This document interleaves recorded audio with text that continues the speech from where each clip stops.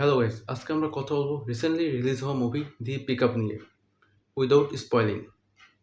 যেখানে রাসেলের 25তম অ্যানিভার্সারি থাকে এবং এই দিনই তার একটা বড় কাজ চলে আসে, যেখানে তার পার্টনার থাকে ট্রাভিস। এখন ট্রাভিস বলে তাকে টাইম মতো তার বাসায় পৌঁছায় দেবে, যাতে সে অ্যানিভার্সারিটা ঠিকমতো এনজয় করতে পারে। ডেলিভারির আগেই তাদের পিকআপটা চুরি হওয়ার জন্য লোক চলে আসে এবং তারা পিকআপটা চুরি করার ট্রাই করে। মুভির ট্রেলারে যেটুকু দেখানো হয়েছে আমি শুধু সেটুকু নিয়েই কথা বলবো, যাতে আপনাদের মুভিটা দেখতে কোনো স্পয়লিং ফিল না হয়। এখন যখন পিকআপটা চুরি করার জন্য থিফরা আসে, তখন কিছু অ্যাকশন সিন হয়।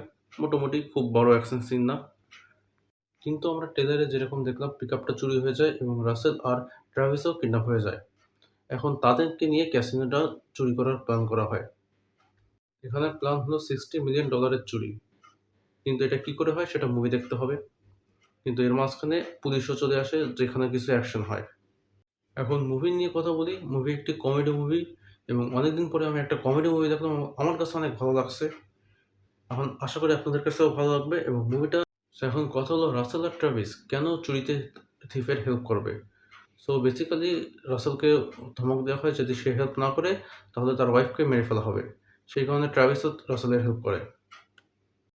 আর এই চুরির যে মূল মাস্টারমাইন্ড, সে থাকে ট্রাভিসের গার্লফ্রেন্ড। কিন্তু ট্রাভিসের এই বিষয় নিয়ে কোনো আইডিয়া থাকে না। তারা লাস্ট নাইটেই ডেট করছে এবং ট্রাভিসকে বগল বোঝায় সব ইনফরমেশন নিয়ে নিছে। কিন্তু ট্রাভিসের এই বিষয়ে কোনো আইডিয়া ছিল না।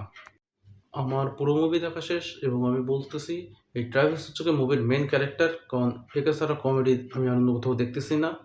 এবং এর জন্য হলেও যদি আপনি মুভিটা দেখেন আপনারও এটাই মেন ক্যারেক্টার লাগবে, আমার যা মনে হয়। সো আশা করি ভিডিওটা ভালো লাগছে। ভালো লাগলে অবশ্যই ভিডিওটা লাইক করে দেবেন এবং চ্যানেলটিকে সাবস্ক্রাইব করে দেবেন এরকম মুভি নিয়ে কথা বলতে। এবং আপনাদের কোন মুভি পছন্দ বা ফিউচারে কোন মুভি আসতেছে যা নিয়ে আমি কথা বলবো আপনারা চান, সেটা অবশ্যই কমেন্টে জানাবেন। Thank you so much for watching.